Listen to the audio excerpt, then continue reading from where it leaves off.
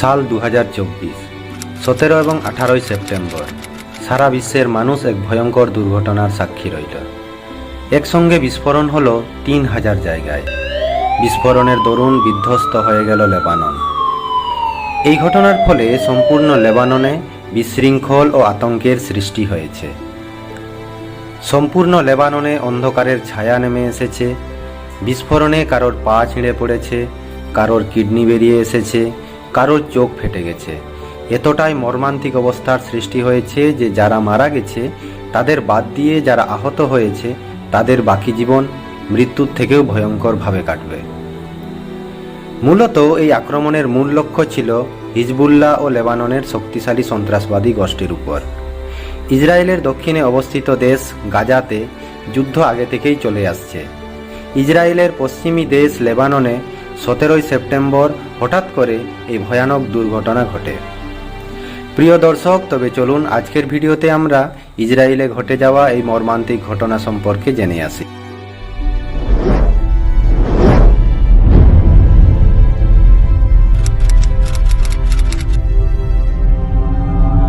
Israel এমন একটি শক্তিশালী দেশ যে তার শত্রুদের জব্দ করার সম্পূর্ণ ক্ষমতা রাখে। ইসরায়েলের দক্ষিণে অবস্থিত দেশ গাজাতে যুদ্ধ আগে থেকেই চলে আসছে আমরা জেনেছি।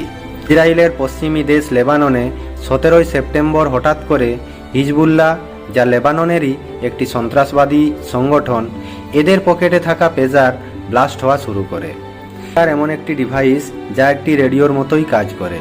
এই ডিভাইসের জন্য কোনো টাওয়ারের কানেক্টিভিটির প্রয়োজন হয় না।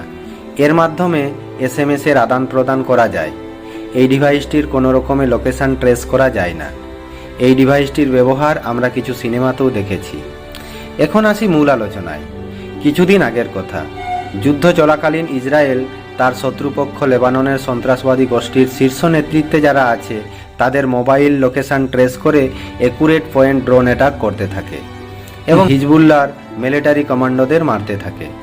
হিজবুল্লাহ যখন এই ঘটনা জানতে পায় তার কমান্ডো কিভাবে মারা যাচ্ছে, তারা এটা নিয়ে ইনভেস্টিগেশন করে এবং বিষয়টি বুঝতে পারে। এরপর হিজবুল্লাহ একটি সতর্কবার্তা জারি করল। তাদের কমান্ডোদের আদেশ দেওয়া হলো মোবাইল আর ব্যবহার করা যাবে না, এর পরিবর্তে পেজার ব্যবহার করতে হবে, যা দিয়ে ইসরায়েল আর আমাদের লোকেশন ট্রেস করতে পারবে না। এরপর সমস্ত অপারেশন চলতে থাকলো ভালোভাবেই। এদিকে ইসরায়েল কিন্তু চুপচাপ বসে থাকেনি, সে অনেক বড় পরিকল্পনা তৈরি করে। এই সময় লেবানন একসঙ্গে 3000 পেজার বানানোর অর্ডার দিল তাইওয়ানকে। তাইওয়ানের কোম্পানি অ্যাপোলো গোল্ড, যে এই অর্ডারের লাইসেন্স দিল ইউরোপ মহাদেশের হাঙ্গেরিকে। এইখানেই ইসরায়েলের এক গুপ্ত এজেন্সি মোসাদ, এরই একটি ইউনিট যার নাম 8200, এরই আদেশ অনুসারে পেজার তৈরির সময় এর ব্যাটারির কাছে ক্ষুদ্র বিস্ফোরক লাগিয়ে দেওয়া হয় এবং সময় মতো লেবাননের কাছে পৌঁছেও দেওয়া হয়। এই বিস্ফোরকটি খুব ছোট হলেও এর ভয়াবহতা অনেক বেশি।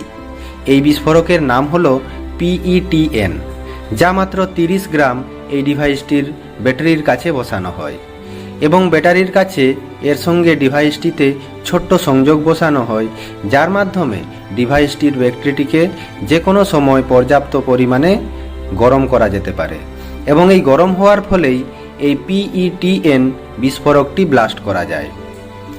সময় মতো ফেব্রুয়ারি মাসে যখন লেবাননে 3000 পেজার পৌঁছে যায়, তখন হিজবুল্লাহ তার সমস্ত কমান্ডোদের এই ডিভাইসটি যোগাযোগের জন্য দিয়ে দেয়। এই গুপ্ত কমান্ডোদের অনেকেই বিভিন্ন কাজের মধ্যে যুক্ত ছিল, যেমন কেউ ফল দোকানে কাজ করত। ইসরায়েল কিন্তু এত তাড়াতাড়ি ডিভাইসটি ব্লাস্ট করতে চায়নি। তারা পরিকল্পনা করেছিল যখন লেবাননে সবার কাছে ঘরে ঘরে এই ডিভাইসটি পৌঁছে যাবে, তারপরেই তারা ব্লাস্ট করবে। কিন্তু কিছুদিন পরেই এমন একটা ঘটনা ঘটল, হিজবুল্লাহর এক সদস্য ডিভাইসটি ব্যবহার করতে গিয়ে তার কিছু সমস্যা আছে বলে বুঝতে পারল। তখন সে তার সিনিয়রকে বিষয়টি জানালো। কিন্তু আশ্চর্যের বিষয়, হিজবুল্লাহর সেই সিনিয়রও ইসরায়েলেরই গুপ্ত এজেন্সি মোসাদেরই এজেন্ট ছিল। কিছুদিনের মধ্যেই সেই সিনিয়র ডিভাইসটির ত্রুটি সংশোধন না করে ডিভাইসটিতে ত্রুটি আছে একথা যে বলেছিল তাকেই হত্যা করল এবং ইসরায়েলের হামলায় মারা গেছে বলে বিষয়টি ধামাচাপা দিল। এবং সঙ্গে সঙ্গে প্রায় এপ্রিল মাসে মোসাদের কাছে খবর দিল যে যত তাড়াতাড়ি সম্ভব মিশন কমপ্লিট করতে হবে, নইলে ডিভাইসটির ত্রুটি সম্পর্কে সবাই জেনে গেলে পরিকল্পনা ফেল হয়ে যাবে। সেই অনুসারে সেপ্টেম্বরের 17 তারিখ 3:30 সময় এই বিস্ফোরকটিকে অ্যাক্টিভ করা হয়। ওই সময় সেই 3000 পেজারে মেসেজ পাঠানো হয় এবং সঙ্গে সঙ্গে ভাইব্রেট হয়ে ডিভাইসটি ব্লাস্ট হয়ে যায়।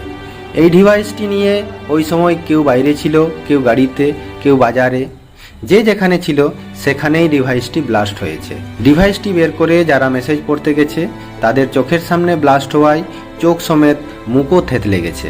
যারা পকেটে রেখেছিল তাদের অনেকের পেট ফেটে গেছে, কারোর পা শরীর থেকে বিচ্ছিন্ন হয়ে গেছে। অত্যন্ত ভয়ানক ও মর্মান্তিক দৃশ্য, যা সত্যিই সহ্যের বাইরে। সঙ্গে সঙ্গে লেবাননে এক ভয়ঙ্কর শোকের অন্ধকার নেমে আসে। ইসরায়েলের গুপ্ত এজেন্সি মোসাদ এরই একটি ইউনিট, যা 8200 বা 8200 নামে পরিচিত, তারা এই মিশনটি কমপ্লিট করেছিল। এই ইউনিট খুবই ভয়ঙ্কর ধরনের কাজ করে থাকে। মনে করা হচ্ছে লেবাননে ওয়াকিটকি থেকে শুরু করে এসি, সোলার, সমস্ত ইলেকট্রনিক দ্রব্যে এই ধরনের বিস্ফোরক হয়তো আরও বসানো হয়েছে। লেবাননে সত্যিই এখন এক ভয়ঙ্কর আতঙ্কের ছায়া চারিদিকে ঢেকে ফেলেছে। প্রিয় দর্শক, ভিডিওটি এখানেই শেষ করছি। ফিরে আসবো আবারও একটি ভিডিও নিয়ে। এই ধরনের ভিডিও পেতে চ্যানেলটি অবশ্যই সাবস্ক্রাইব করে রাখবেন। আজকের ভিডিও ভালো লেগে থাকলে অবশ্যই লাইক করবেন, পাশে থাকবেন। ধন্যবাদ।